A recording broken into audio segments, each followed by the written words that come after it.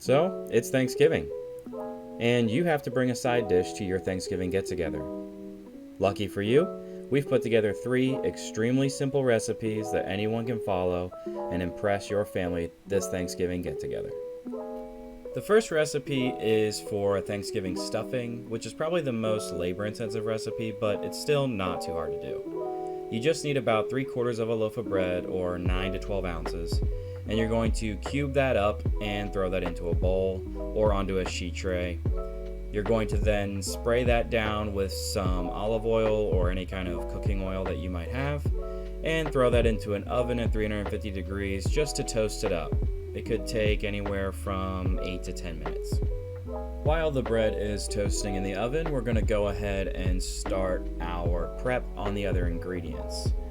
I get a bundle of cilantro together and I roll that up into a tight ball. That way it makes it easier to cut into smaller pieces because cilantro is a very delicate herb.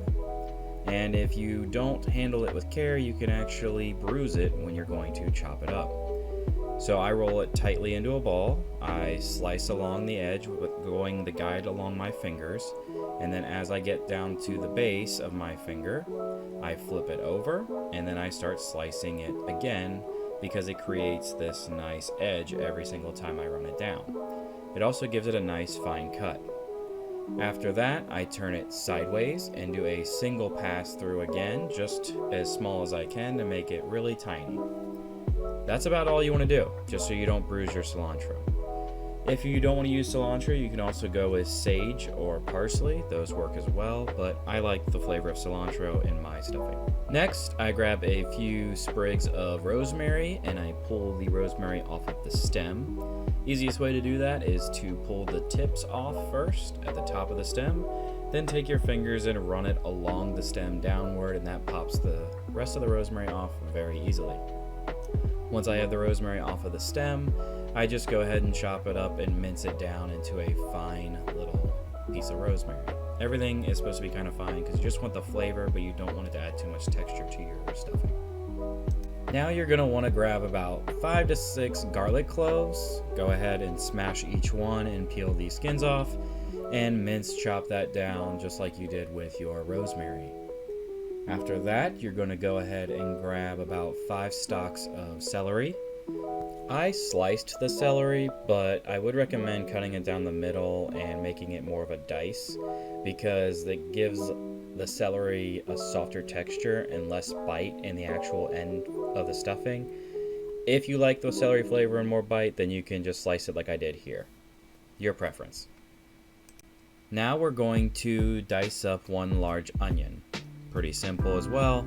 Just cut the onion in half, cut off the stem, then peel the first layer off.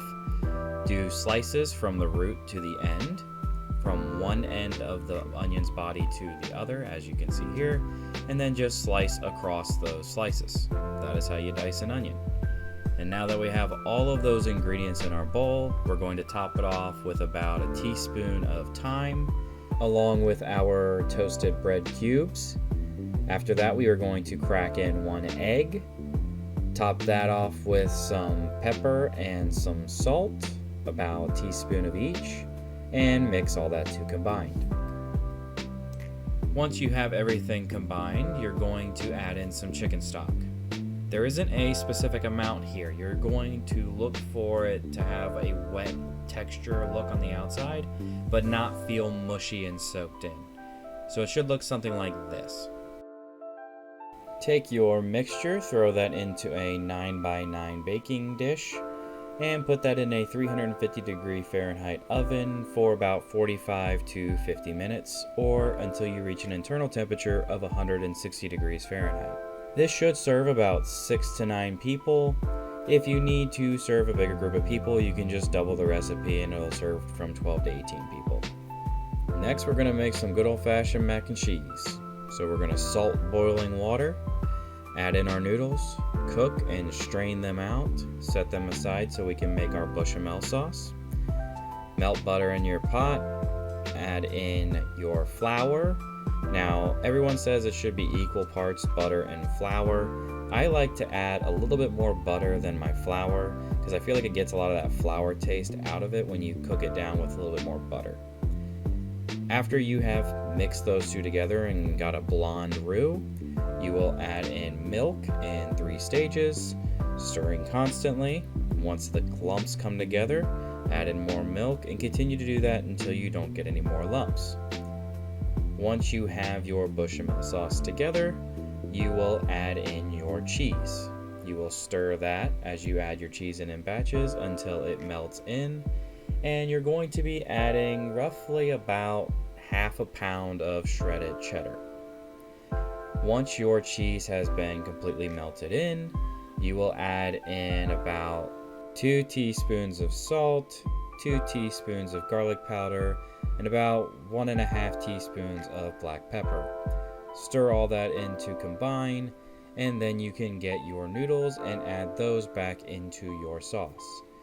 Stir all that together to combine and move that over to a 9x9 baking dish to then get topped with more shredded cheese and breadcrumbs as a nice crust.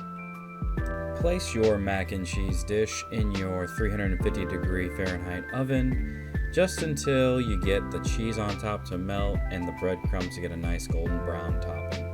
Now for the easiest recipe, which is some cranberry sauce. All you gotta do is open a 12-ounce bag of cranberries, put them in a pot, add about a cup of sugar on top of that, grab 1 orange and roll it on a cupboard underneath the palm of your hand, pressing down to help release all the juices.